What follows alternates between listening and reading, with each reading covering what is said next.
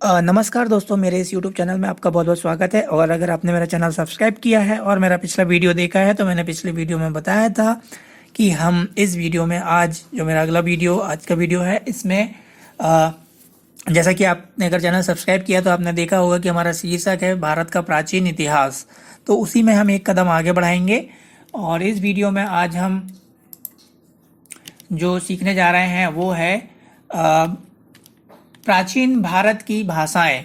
ठीक है, मैंने पिछले वीडियो में बता दिया था कि हमारा आज का जो अगला टॉपिक है वो ये रहेगा, क्योंकि पिछले वीडियो में हमने डिस्कस करे थे, सीखे थे प्राचीन भारत की जातियां एवं निवासी।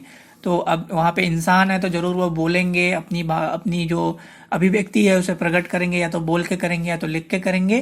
तो वही चीज़ हम इस वीडियो में आज देखेंगे कि वो कौन कौन सी भाषाएं यूज़ करते थे और उस वक्त अवेलेबल थी, उपलब्ध थी।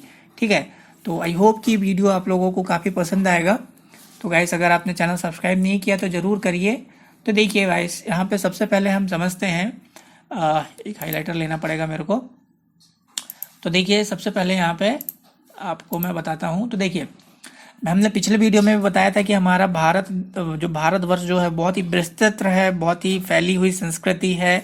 और बहुत सारे लोग हैं, बहुत सारी जातियां हैं। अब लोग हैं तो भाषा भी होगी, सिंपल सी चीज़। वही वही चीज़ यहाँ पे लिखा है। देखिए, भारतवर्ष के निवासियों में जिस तरह जातिगत विविधताएं थी, ठीक है, पिछले वीडियो की बात है कि हमारे साथ बहुत बहुत सारी जातियां थी और विविधताएं थी।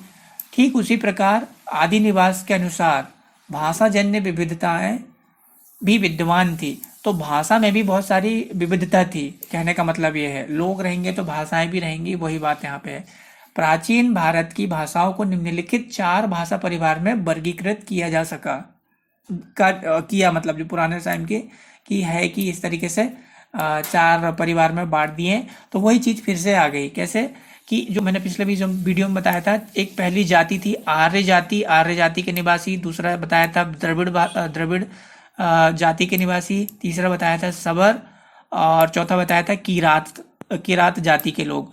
तो अब ये है, तो डेफिनेटली वो लोग अगर आर्य लोग थे तो उनकी कोई भाषा रही होगी, तभी आर्य आर्य लोग बात करते थे। फिर द्रविड़ का, फिर सबर पुलंद का, फिर किरात का।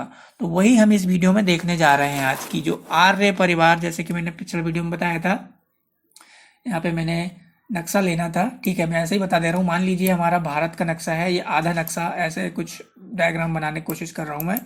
तो इस नक्शे में ये आधा नक्शा मान लीजिए। ठीक है, तो यहाँ पे क्या है, मैंने बताया था कि जो जो पिछले वीडियोस में बताया था, ये जो हमारे पास द्रविड़ वाला एरिया वो ये वाला हो जाता है, आर्य वाला यहाँ कहीं पे आ जाता है।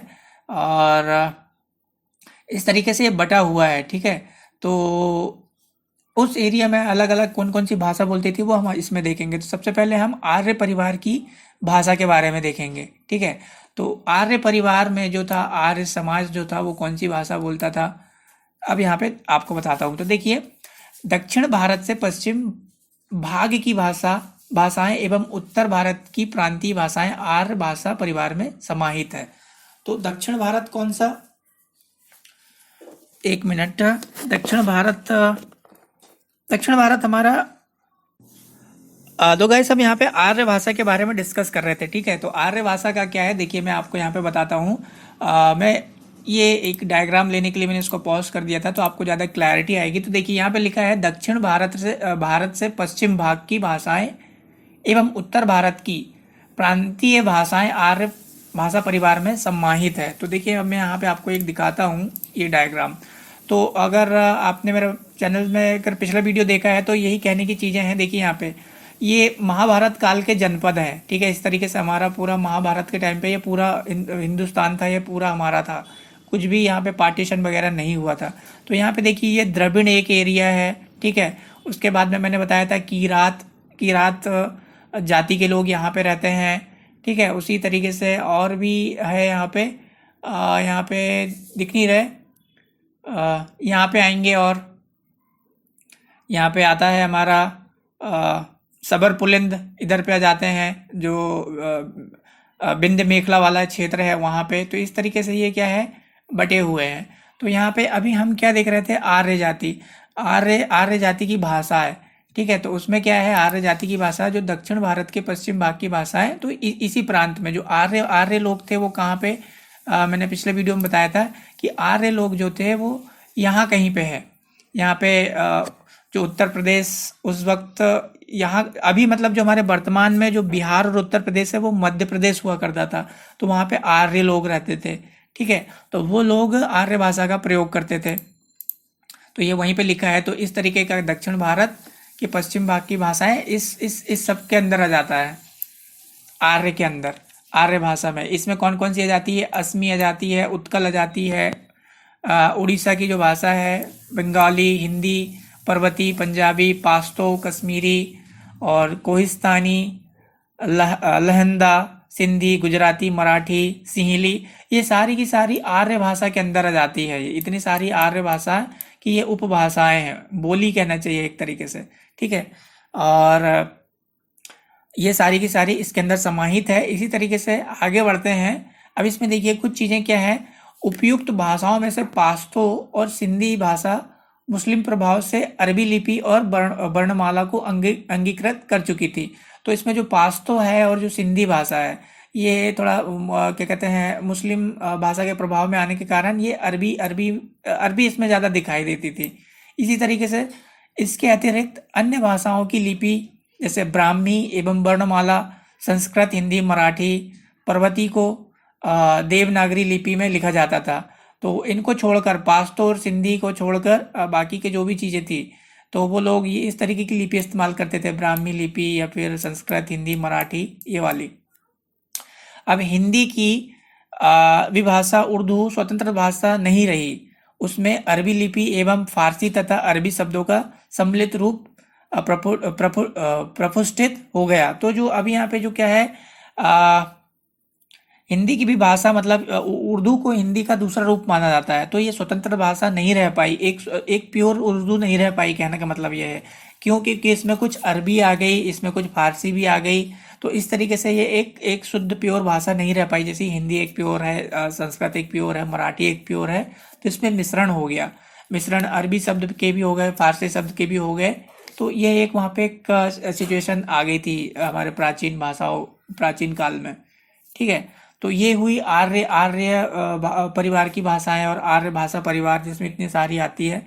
अब इसके अलावा अगली भाषा को देखते हैं हम, द्रविड़ भाषा, ठीक है। द्रविड़ भाषा, अब देखिए इस भाषा में तेलुगु, तमिल, कन्नड़ तथा मलयालम भाषाएं सम्मिलित है, क्योंकि ये दक्षिण भारत का एरिया कवर करती है। जो है यहाँ पे आता है हमारा ये है द्रविड़। तो ये पूरा का पूरा जो दक्षिण भारत है इसको कवर करता है। तो इसके अंदर ये सारी भाषाएं आ जाती है। कौन कौन सी मैंने अभी फिर से बोला था, तमिल, कन्नड़ तथा मलयालम। इसके अलावा यह दक्षिण पूर्वी भाग, सुदूर दक्षिण एवं श्रीलंका के क्षेत्र में बोली जाती रही है, ठीक है। और ये द्रविड़ भाषा का कहने का मतलब ये श्रीलंका तक फैला हुआ है, उस इलाके तक कुछ लोग बोल पाते थे। और इसके अलावा इस परिवार की भाषाओं में द्रविड़ शब्दों की प्रधानता है। इसमें द्रविड़ भाषा परिवार की रचना पद्धति उत्तरी भाषाओं से भिन्न है, लेकिन वर्णमाला संस्कृत एवं ब्राह्मी लिपि से युक्त है। तो थोड़ी सी भिन्नता है एज कम्पेयर टू, अगर हम देखें यहाँ पे उत्तरी भाषा से, लेकिन संस्कृत और ब्राह्मी लिपि इसमें थोड़ी बहुत इस्तेमाल होती रही है। यह भाषा परिवार आर्य संस्कृति से प्रभावित रहा है। जो आर्य लोग थे उनकी संस्कृति से ये काफ़ी प्रभावित रही है, जिसके फलस्वरूप इसकी भाषा में संस्कृत शब्दों का अत्यधिक प्रयोग हुआ है। जैसे कि मैंने बताया कि यहाँ पे देखिए ये अलग होते हुए भी यहाँ पे क्या है, संस्कृत और ब्राह्मी लिपि का इस्तेमाल हुआ है। तो ये आर्यों के संपर्क में आए। तो आर्य लोग किधर से आए थे? आर्य लोग मध्य प्रदेश, जो इस वक्त हमारा बिहार और उत्तर प्रदेश है, उधर से आए। ये इधर से, यहाँ कहीं से, या ये वाले एरिया से इधर पे आए। तो इस तरीके से इनका क्या हुआ, वहाँ पे संस्कृत भी इसमें मिक्स हो गई, बहुत ज़्यादा प्रयोग हुआ, क्योंकि ऑब्वियसली इधर का कुछ हम सीख रहे हैं, कुछ वो सीख रहे हैं, तो इस तरीके से आदान प्रदान हुआ। तो इसमें संस्कृत का काफ़ी ज़्यादा उपयोग हुआ, किसमें? द्रविड़ भाषा परिवार में। अब इसके बाद में अगली भाषा है जो कि है सबर पुलिंद भाषा परिवार।